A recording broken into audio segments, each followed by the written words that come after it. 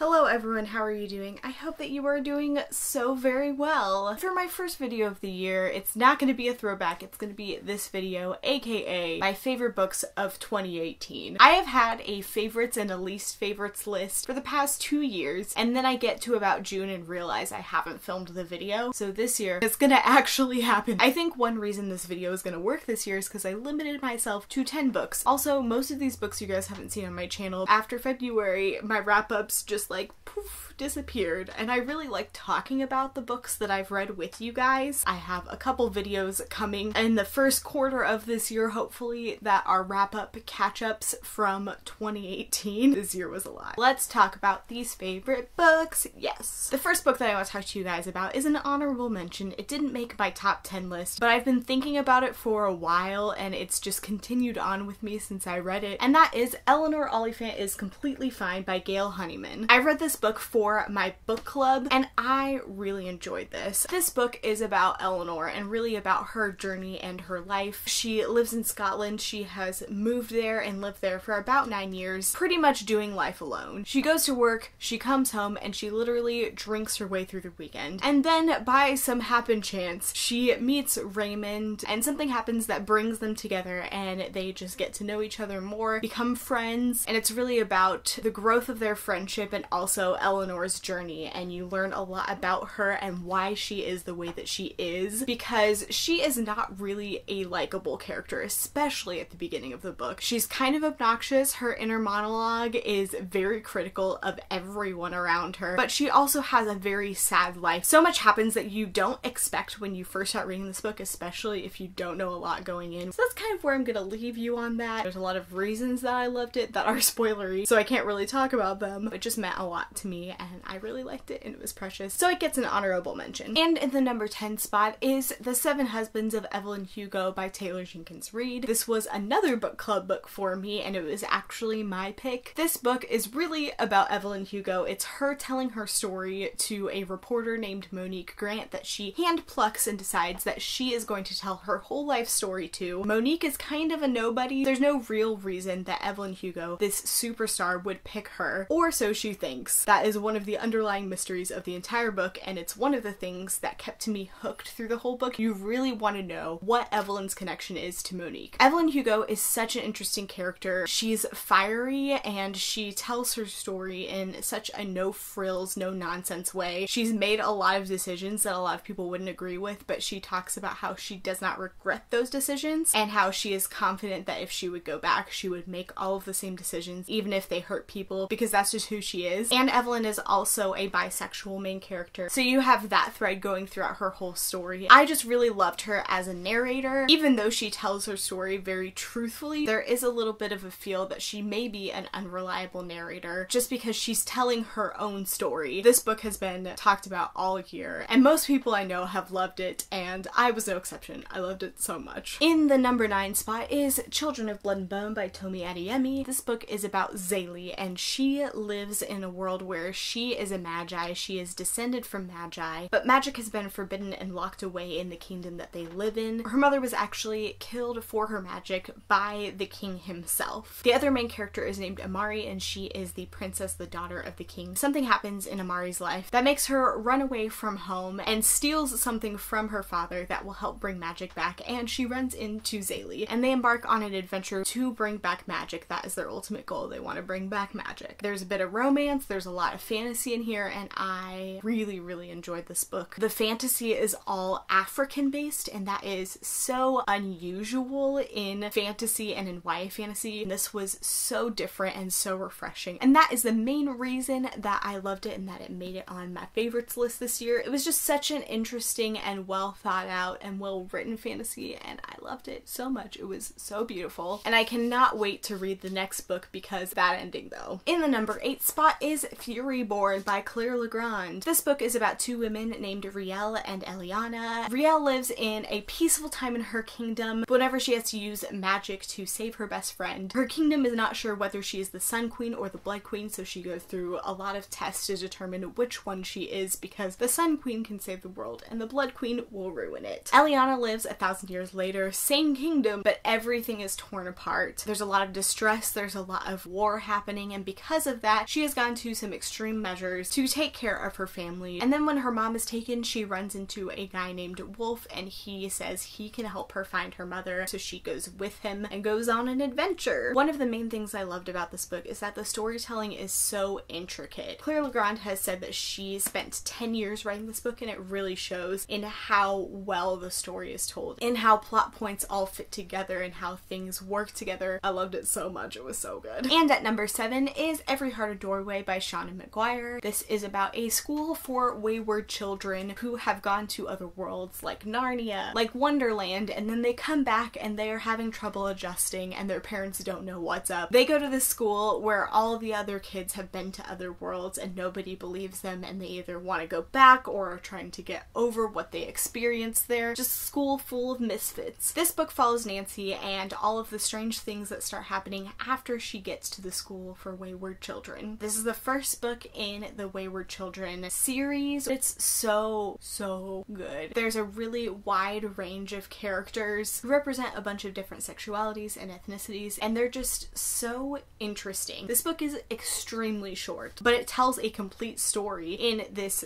tiny space, which is so hard to do and requires so much skill, and is one of the main reasons that it's on my favorites list. It was so good. At number 6 is Strange the Dreamer by Laini Taylor. This book is about Laszlo Strange, and he is obsessed with the city of Weep, whose name disappeared. Because of this obsession, he becomes a librarian, and one day, many years after the name is taken from everybody's collective memory, a caravan comes to the town where Laszlo lives. They are from Weep, and they need help, and so he volunteers to help them solve their problem. And that's where I'm going to stop the description, because everything else is a little bit spoilery, and it's good to go in only knowing that. The world building in this book was fascinating and so well done, and Laszlo was such an interesting character. There's a lot of intricacies and things that I was not expecting, and you also have a little bit of a dual perspective that gives you some insight into what the issue is and what the problem is, and the things that the citizens of Weep are having to overcome in a really different and unique way. And Laini Taylor is such a skilled writer. It is beautifully written. There's just phrases that you're just like, wow. So pretty, it's so beautiful. It's all around an amazing book. At number 5 is Beartown by Friedrich Bachmann. This is about a small hockey community and a scandal that happens within that community and how the people respond to that. Content warning: this book for victim blaming and for rape. I really loved how Beartown captured a whole community. Within every chapter, honestly, every couple paragraphs, it switches perspective. It's all in third person, so it's not as confusing as you would think it would be, but you get a sense of a lot of different characters and how they feel about things that are happening. It's really about how people really want to believe what they think is true, even if in the back of their minds they know that it's wrong. It's just the easier path to believe. It's really heartbreaking, but it's also a very interesting commentary on situations having to do with rape and sexual assault, and honestly how popular and talented people get a pass. I would highly recommend this book. It's so well written and so well done, but it does jump around a lot between perspectives, like I said, so if you don't like that, just know that going in. At number 4 is Scythe and Thunderhead by Neil Shusterman. They're both part of the same series, and this is my favorites list, so I can do whatever I want. Scythe is about Citra and Rowan, and they live in a world where disease has been conquered and nobody dies unless they die at the hands of a scythe, who are required to kill a minimum number of people to keep the world population at a decent level. Citra and Rowan are both chosen to be apprentices of a scythe, and through a turn of circumstances they end up in a competition for their lives. The person who wins will become a scythe, and the person who loses will die. There's a lot more that I could say about these books, but it's a little bit spoilery, and it kind of goes more into the politics of this world and the Thunderhead, which is artificial intelligence. The Thunderhead is what keeps everything running and what keeps the world moving, and there's a lot of really interesting layers and intricacies because of that. And also the ending to Thunderhead was just, yeah, it was a lot,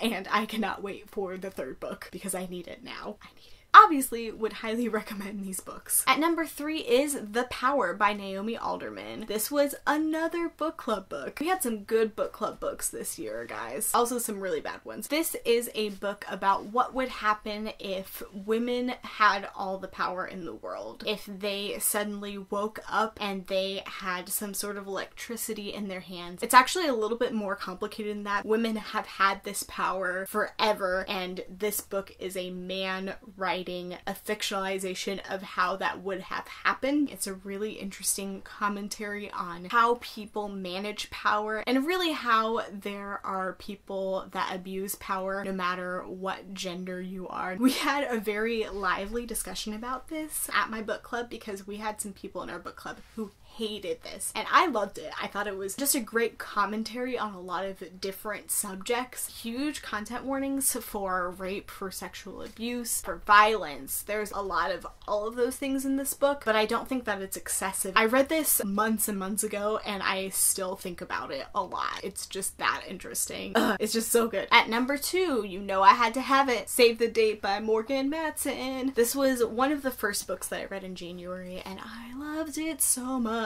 This book follows Charlie and the weekend of her sister's wedding. She's from a big family, all of her family is coming home for this wedding, and then thing after thing after thing starts going wrong. It's really all that Charlie can do to hold her family together because she just wants this weekend to be perfect because it's the last weekend in their house all together as a family. But she discovers that her life is maybe not as perfect as she thought it was. This book was very different from Morgan Matson. She usually writes about a whole summer or really a length of time, and the romance is usually a big part, though not the only part. It's always about the journey of the main character and what they discover about themselves, but there is a big element of romance. And there is not really a romance in this book. There kind of is, but not really. And Charlie finds out a lot about herself and has a lot happen just over a couple days. So it was very different, but I loved it. There were a lot of hijinks, almost an excessive amount of hijinks, but I thought that that was so much fun, and I loved that in this book, and how one thing seemed to top each other, and there's just more and more and more and more layers, and it was really interesting to see how Charlie navigated that. I'm always gonna recommend Morgan Matson books, but I really loved Save the Date, so you should read it. And that brings us to my number 1 book of the year, and that is An Absolutely Remarkable Thing by Hank Green. This is about April May, and one day whenever she is coming home in the middle of the night, she stumbles across this statue, calls her friend, and they end up making a video about it because they think it's an art piece, but then they wake up and their video has gone viral. It turns out there are these robot-looking things all over the entire world. They are dubbed by April the Carls. This book follows April as she tries to learn more about the Carls and why they have appeared, as well as dealing with her worldwide internet fame that has been just thrust upon her. I knew that I was gonna like this book. It sounded interesting. I know that I like Hank Green, and I knew it was gonna kind of sound like Hank Green, and it really did. I was not expecting to be blown away and to love it as much as I did. The style of writing is very talky and it's very conversational, which a lot of people I know had an issue with. I did not. I thought that it worked very well for this narrative. And this book really approaches internet culture and how the internet can be used for good and for bad so well. I think that this book would not have meant as much to me if I was not an internet person, if I did not live on the internet in some form or fashion. The further I got into the plot, the more complicated it got. There's just a lot of intricacies and a lot of things that happen that were so well done. It was so good. I loved it so much. Please, please, please just read this book, okay? Okay. And that is it. Those are my top 10 books of 2018. Let me know down below what your favorite books of this year were. I want to know all about them and maybe add some more to my list for this year. Thank you so much for watching this video, and I'll see you next time. Bye.